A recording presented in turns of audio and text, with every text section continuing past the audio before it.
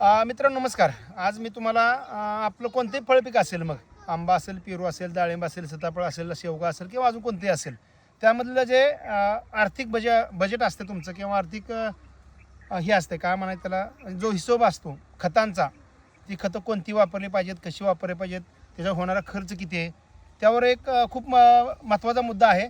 नक्की तुम्ही 100% हा व्हिडिओ शेवटपर्यंत बघा. तुम्हाला नक्कीच या व्हिडिओमधून तुम्हाला तुमचे डोळे उघडणार आहेत.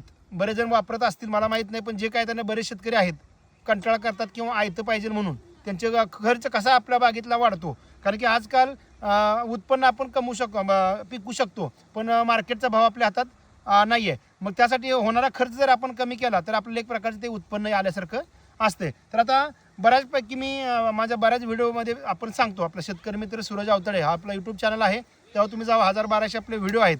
मग लागवडीपासून हार्वेस्टिंगपर्यंतचे बरेच आपले व्हिडिओ आहेत.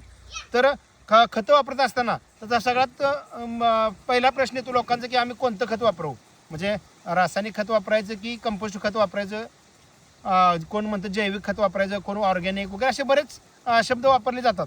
आता ज्यावेळेस तुम्ही दुकानातून खत आणताय, रासायनिक खत आणताय, रासायनिक खत आता बऱ्यापैकी आपलं तुम्हाला माहिती आहे 25 किलो, 40 किलो, 50 किलोच्या पॅकिंगमध्ये खत येतं. आज आता 10-26-26चं किंवा 10-26-26चं पोतं असेल किंवा 24-24 असेल, 9-24-24 असेल किंवा 15-15 असेल, 20-20-0-13 असेल.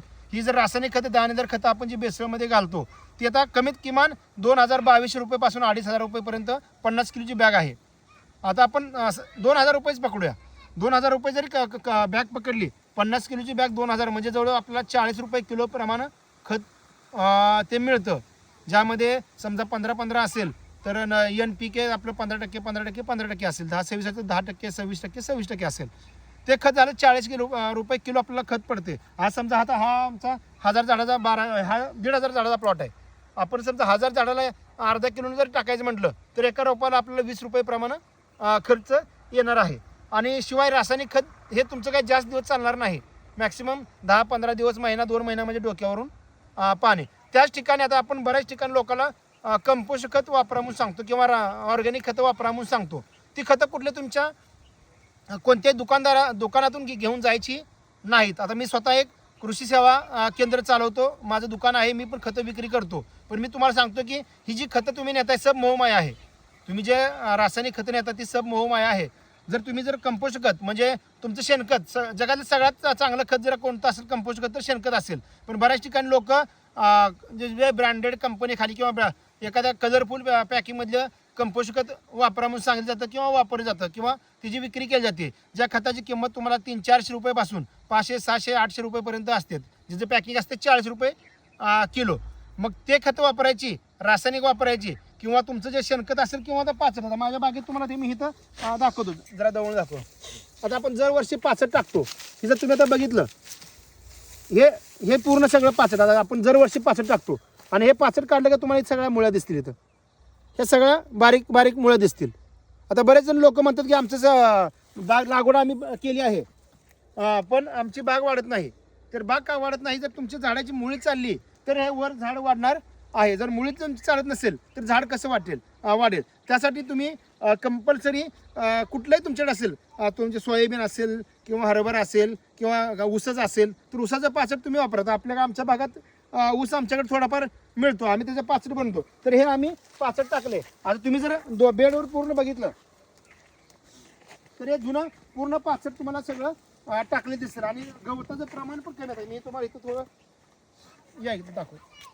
आता हे बघा, आता आपण हे पूर्ण बेडवर पाचट नेहमी टाकतो. हे मागच्या वर्षीचं पाचट आहे सगळं, आपलं ऊसाचं पाचट आहे जे की पूर्ण आता कुजून गेलेलं आहे. त्याच्यावरतीच आपण हे शेणखत टाकले आणि रासायनिक पण थोडंफार टाकले. आणि हे आता आपण काय करणार, हे असं सगळं मुजून घेणार आहे. आता हे जर पाचड्याचं बोलायचं झालं, आता बऱ्याच ठिकाणी पाचड्याचे गट्टे पण बांधून मिळतात.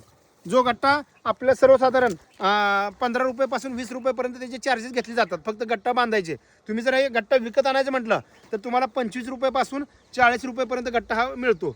तुम्ही जर 40 रुपये जर पकडला, मॅक्सिमम 40 रुपये जर पकडलं तुम्हाला, तर ते सर्वसाधारण एक 10 किलोचा गट्टा जर धरला तरी फक्त तुम्हाला 4 रुपये किलो प्रमाणे हे जे खत आहे हे 4 रुपये किलो प्रमाणे खत मिळणार आहे. मग विचार करा, जे रासायनिक आहे जे 40 रुपये किलो आहे आणि हे जे तुमचं फक्त 4 रुपये किलो आहे. मग तुमचा होणारा खर्च 10 पट कमी इथं होतोय. आणि शिवाय हे कुजल्यामुळं तुमचा जमीन तर सुधारणार आहे, याच्यामुळं तुमचा ओलावा वापसा चांगला राहणार आहे, मुळी चांगली चालणार आहे. तुम्ही जर इकडून उकरून बघितलं, हे बघा इथं हे पूर्ण कुजलंय आणि मुळ्या तर माझ्या सगळ्या, मला माती काढायची गरज नाही, इथंपर्यंत माझ्या सगळ्या मुळ्या आहेत. म्हणजे झाडांच्या वापसा चांगला राहिल्यामुळे मुळी पण चांगली चालते, तुमचं झाड पण चांगलं वाढणार आहे. आणि शिवाय ह्याच्यामुळं तण पण तुमचं खूप कमी येतं आणि तुमचा खुरपणीचा खर्च कमी होईल. शिवाय तुम्ही जे काही खतं देताय ती खतं तुमच्या झाडच खातील, तण खाणार नाहीत. जर तण जास्त आलं तर किमान 10, 20, 30%, 50% दिलेलं खत हे तण खातात. त्यामुळे जर तुम्ही 65 टाकलं, तुमचे तणांचा पण त्रास कमी होतोय, पाणी कमी लागतंय. आणि शिवाय ज्यावेळेस तुमची बाग ह्याच्यात असते, फळात असते, त्यावेळेस खाली हा गारवा धरून राहिल्यामुळं मॉइश्चर लेवल तुमची जास्त राहते आणि त्यामुळं ज्या झाडा होतात, ऊन पडल्यानंतर ज्या झाडा येतात त्या फळाला लागून सनबर्निंगचा प्रॉब्लेम तुमचा कमी होतो. त्यासाठी हे जे खत आहे, मग तुम्ही ठरवायचं तुम्हाला 40 रुपयेवालं खत घालायचं आहे किलोवालं, की हे 4 रुपयेवालं खत घालायचं आहे.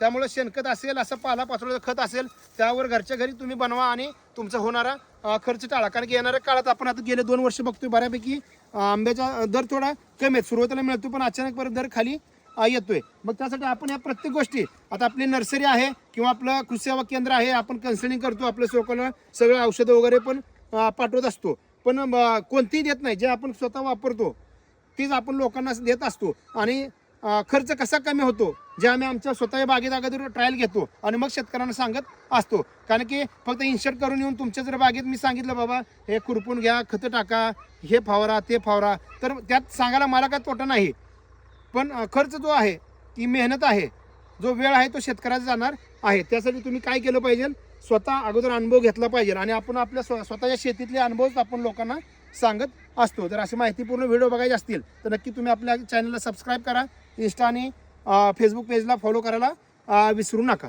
धन्यवाद.